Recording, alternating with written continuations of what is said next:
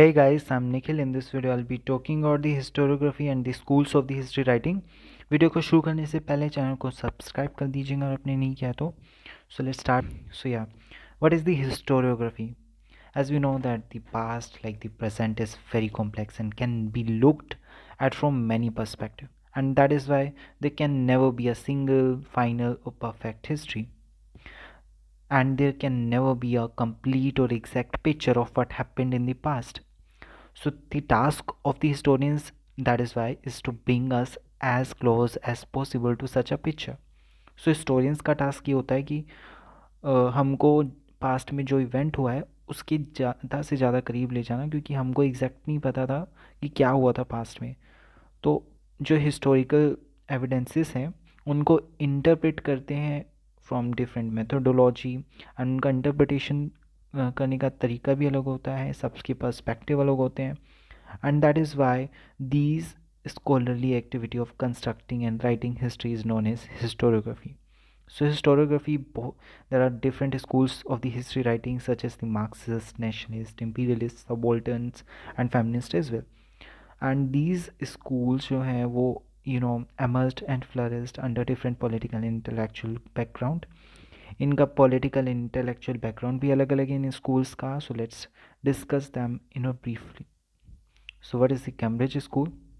As the name itself suggests, the Cambridge School is a school of history writing that emerged at the University of Cambridge, and it presented imperialist perception, and you can say it is somewhat sympathetic to the imperialism, and it's give us the imperialist perception about the historical events. Let's take an example of 1857's revolt, in which imperialist saw it as a sepoy mutiny. Okay, so that is why they ignore all the other features of that revolt, and they just saw the it as a sepoy mutiny. So that shows us their western biasness and eurocentric approach. And Anil Seal, C.A. Bally, P.J. Marshall are such personalities who subscribe that view. Okay, so let's come to the Orientalist school. Orientalist, also known as the Indologist, and they contributed in collecting, editing, translating ancient text. Okay, but they criticized Indian tradition from western perspective. उन्होंने Indian culture को Indian lens से नहीं देखा बल्कि western perspective से देखा, and they criticise that, and they consider Indian society as a static. उनको लगता था ये स्टैटिक सोसाइटी है, ये कोई इसमें कोई चेंज नहीं हुआ, ये जस्ट कंटिन्यू है, and these are just despotic society. इनको कोई डेमोक्रेसी नहीं आता, ये इन्फीरियर रेस है, and so forth. And the exaggerated foreign influence on Indian history. अब इंडियन हिस्ट्री पे इनको लगता है कि फॉरेन इन्फ्लुएंस है. लेट्स टेक एन एग्जांपल कि हड़प्पन सिविलाइजेशन पे मेसोपोटामिया का इन्फ्लुएंस रहा. एंड इन अगर मैं सीधा सीधा in simple words explain you कि Harappan civilisation is totally outcome of the Mesopotamian civilization, and Mesopotamian taught us how to civilize like that. Okay, so there's something, they exaggerated foreign influence on Indian society, Indian culture, and so on and so forth.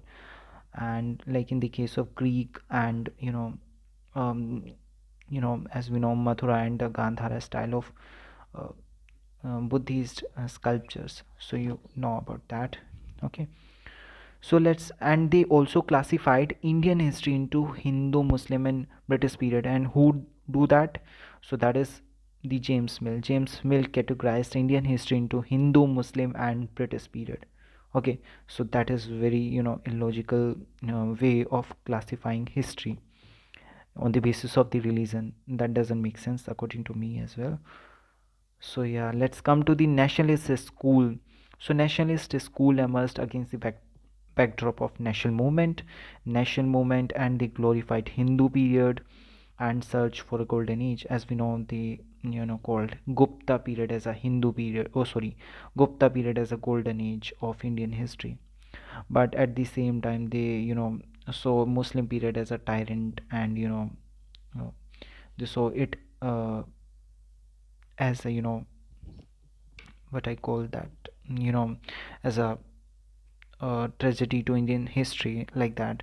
So, although they contributed in the field of the political history, that they uncover the South Indian history, they uncover the regional history. They also, brought positive features into the narrative, like they also highlighted the very existence of the republics in the 6th century BC, in the age or the period of the Mahajanpadas. So, yeah. So R.C. Majumdar, K. Nilakanta Sastri, R.C. Dutt are one of the prominent historians who subscribe that view.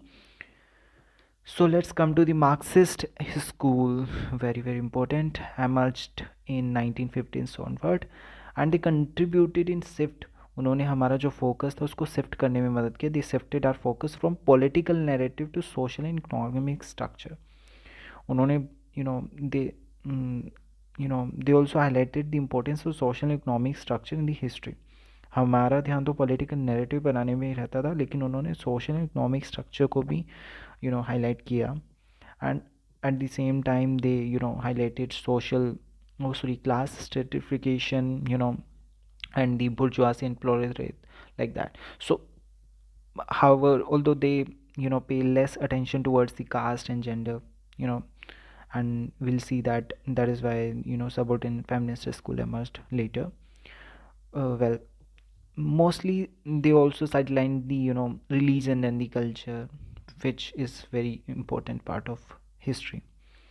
Didi Kosambi are such personality who subscribe that view. Let's come to the subaltern school.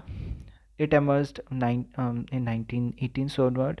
It contributed in the shift the focus. इन्होंने भी हमारा focus जो है shift करने में मदद की from the elite to a caste and tribe and other backward groups.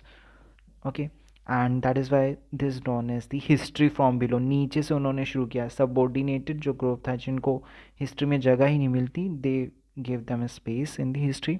And unlike Marxist और subaltern में क्या फ़र्क है? Marxist just highlighted the class stratification. उन्होंने class को एक basis बनाया of for historical interpretation. But subaltern ने क्या किया? क्योंकि एज वी नो कि मार्क्सिस्ट ने कास्ट को इग्नोर कर दिया था, जेंडर को इग्नोर कर दिया था, but subaltern school they emphasized on the caste issues, they emphasized on the subordinated groups. And Ranajit Guha and Gyan Prakash are such personalities who subscribe that view. So yeah, thanks for watching the video.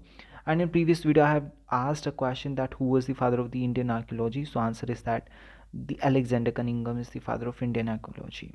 So yeah, thanks for watching the video. Subscribe, share and like that video. Yeah.